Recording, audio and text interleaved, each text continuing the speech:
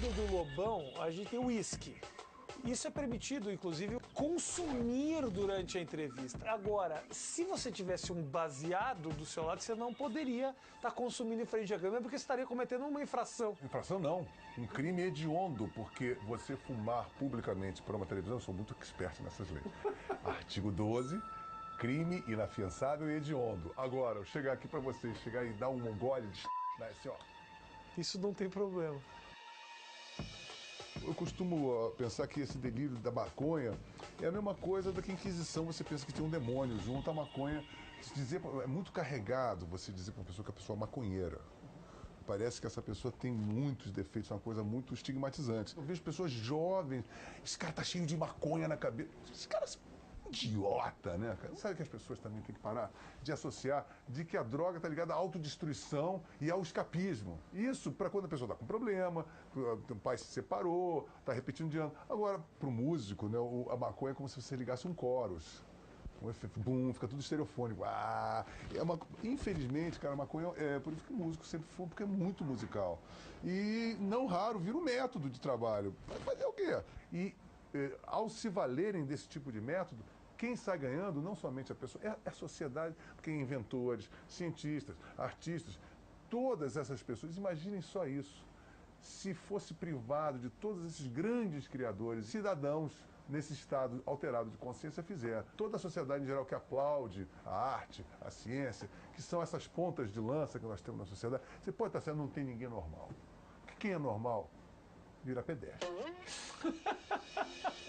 Que efeitos causa a maconha? O que isso gera no psicológico da pessoa? Ela pode produzir algumas perturbações visuais, alucinação, inclusive auditiva. Existem estudos que demonstram uma perda de fatos recentes, é uma memória que vai se deteriorando com o passar do tempo.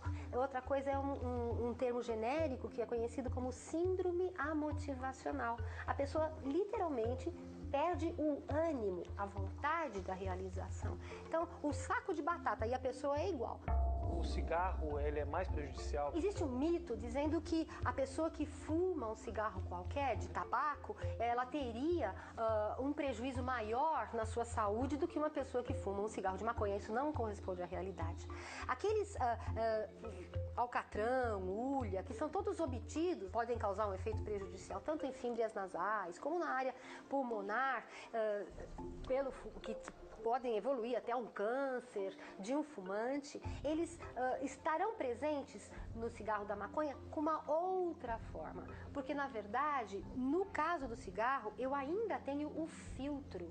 Na maconha, eu não tenho filtro. Então, todas aquelas outras substâncias da queima daquela planta estarão sendo tragadas juntamente com a fumaça. Muitas pessoas estão vendo a gente conversar aqui agora, devem estar pensando o seguinte: pô, meu, esse aí é um vagabundo sem vergonha, maconheiro, bandido. O que você tem para dizer sobre isso? Tenho para dizer para essas pessoas que eu sou um cara super produtivo, que no meu meio de trabalho, por exemplo, eu sempre consigo um destaque graças à minha capacidade individual. Eu tenho um casamento de 9 anos, único, 3 filhos frutos desse casamento. Vou às reuniões de escola, né? Minha esposa acabou de concluir a faculdade, então eu levo uma vida perfeita. E todo o meu círculo de amizade não tem vagabundo. Até agora você tem me falado muito do lado bom, o lado positivo, o lado suave da maconha. Beleza. E o lado que não é tão suave assim, os malefícios da maconha. Olha só, eu nunca poderia defender que fumar maconha é de todo bom. Porque a fumaça da maconha e a fumaça do cigarro são basicamente constituídas das mesmas substâncias, que eu não vou aqui falar os nomes químicos para não atrapalhar. Então, a fumaça da maconha realmente ela não é benéfica.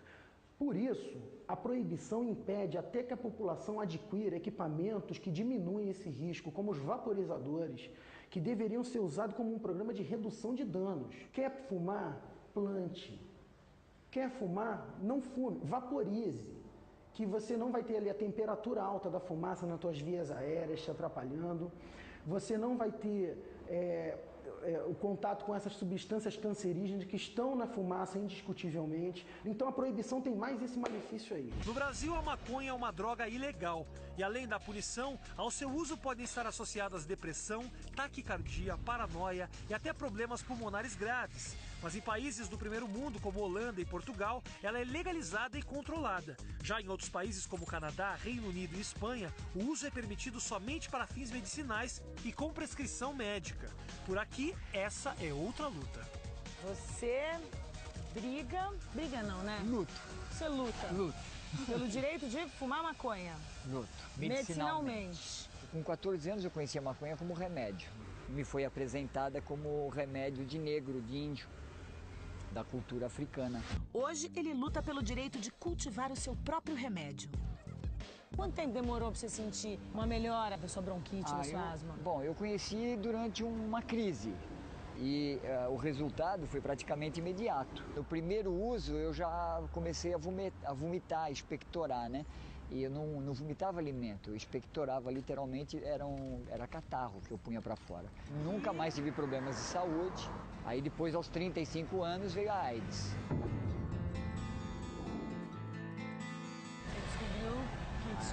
Aí eu tinha me contaminado, que eu estava infectado, e aí eu passei a pesquisar se teria problema no uso da maconha no tratamento da AIDS. Como a AIDS era uma doença, era nova e ainda é nova de certa maneira, não tinha-se muitos estudos.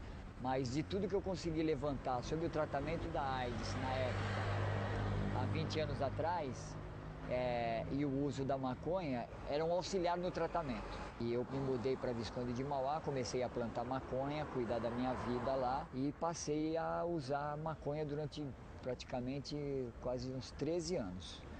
Até que quando a carga viral já estava insuportável, aí eu vi que não tinha outro recurso a não ser entrar no coquetel. Aí foi o que eu fiz. Então você não se tratava com os medicamentos? Não, usei maconha, chá, fiquei no mato, você mudei de vida. Você não teve medo também de continuar fumando maconha e não tomar todo o remédio que a medicina te indicava?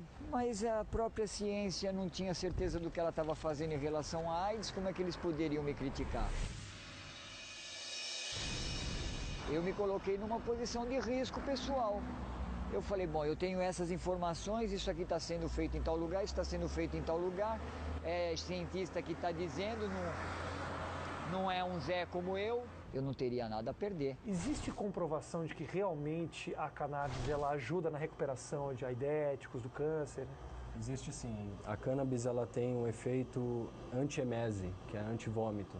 Então, isso favorece na terapia para câncer, para melhora da quimioterapia, onde o paciente ele pode ter uma melhora na qualidade de vida por não sentir náusea e por ingerir os alimentos de uma forma mais digna, né? E no caso da AIDS, o paciente ele acaba usando a cannabis também para estimular o apetite, né? Porque ele é um orexígeno, né? O delta-9-THC, então ele promove um aumento do apetite. Além disso, existem outros tipos de uso da cannabis medicinal. Uma delas é um spray sublingual e contém os dois principais princípios ativos da planta, que é o delta-9-tetraidrocannabinol, popularmente chamado de THC, e o canabidiol.